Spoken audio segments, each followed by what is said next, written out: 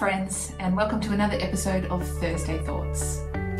This week the Premier announced the roadmap to freedom, where New South Wales hits 70 and 80% fully vaccinated, and it seems as though we've caught a glimpse of the light at the end of the tunnel.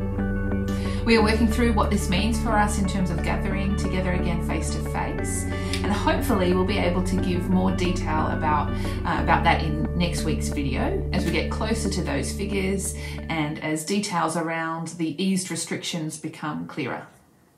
So hopefully not long to go now. So for now, we hope you enjoy this week's Thursday Thoughts. So in some of our Thursday Thoughts videos, one of the things we like to do is think about what we might ask you or talk about if we were to sit down together in a cafe and have a cuppa. One of the things we might ask you, especially after not having seen you for so long, is what's new with you? So Chris, what's new with you? What new things or habits have you gotten into during lockdown? Well, in lockdown, obviously we are, even though the office is 100 metres that way, we're working from home a lot with the kids and everything like that, and sometimes it's hard to, if you're working from home, it's hard to switch off and find some way to disconnect from work. And so over the last couple of months, I've found a new creative outlet, and that is arranging music for, particularly for Lighthouse. I've written music before, and it's been mainly for my own enjoyment, really. I've never written music for a band or for a big band before, and so I thought it would be just something that I would start to have a go at and see if it was enjoyable or tedious or what. And I actually found that it was very enjoyable for me. It gave me a place to unwind, allow a little bit of creativity to flow, and it's been great to be part of the process because we're online and we're recording our music.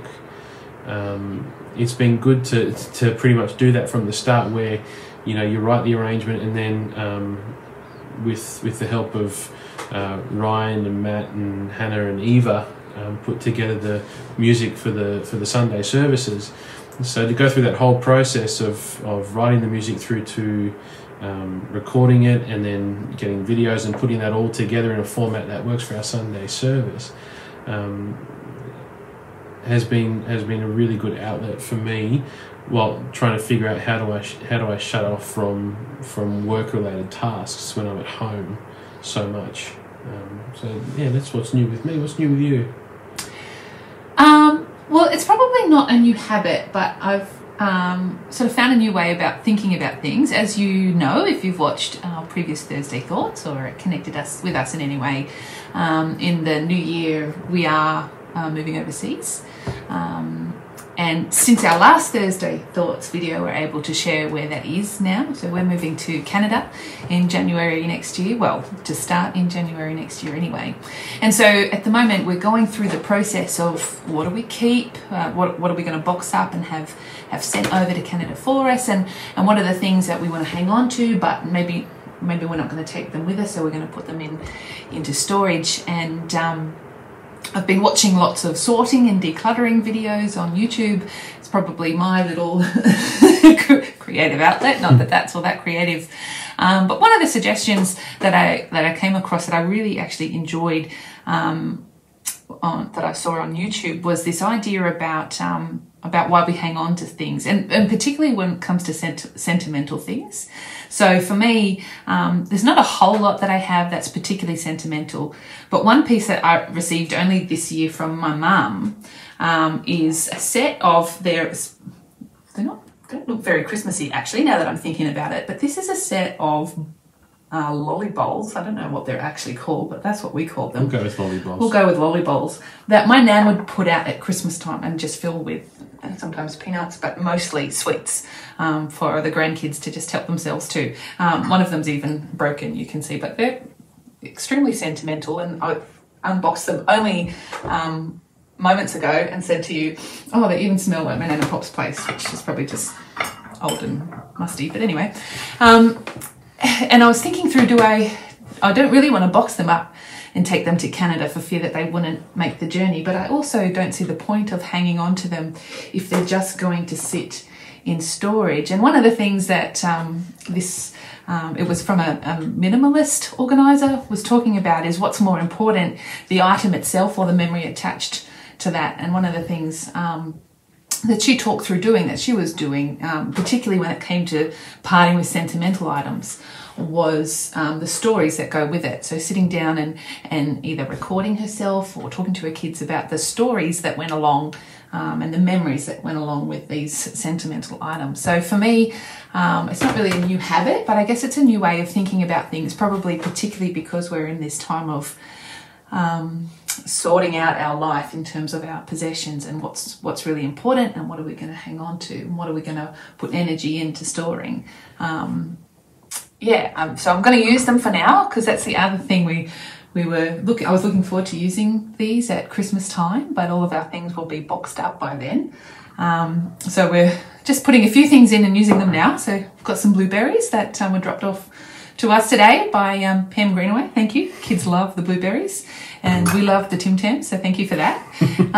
So we're going to use them for a little while, but then as we're using them, I'm going to talk to the kids about who they belong to. They belong to their nana, my mum, but before that they belong to my nana, and share some of the memories, and then pass them on to somebody who would, maybe who's staying back in Australia, who will enjoy them and not just pop them into a storage shed somewhere.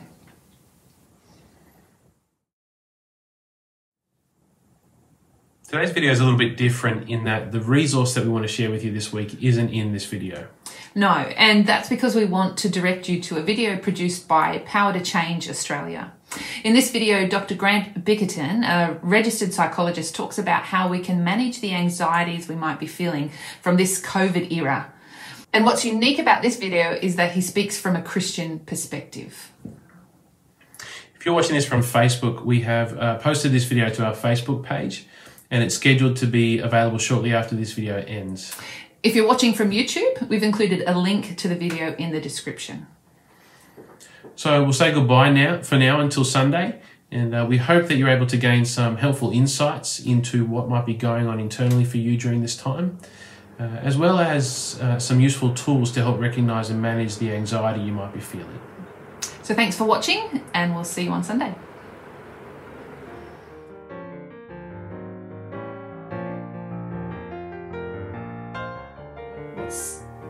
What new habit or what new thing have you been doing during lockdown? You're going. Your wife is animated as she talks.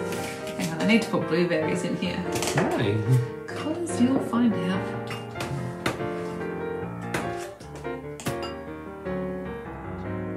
You don't even like blueberries. Why did you do that? Thumbs in.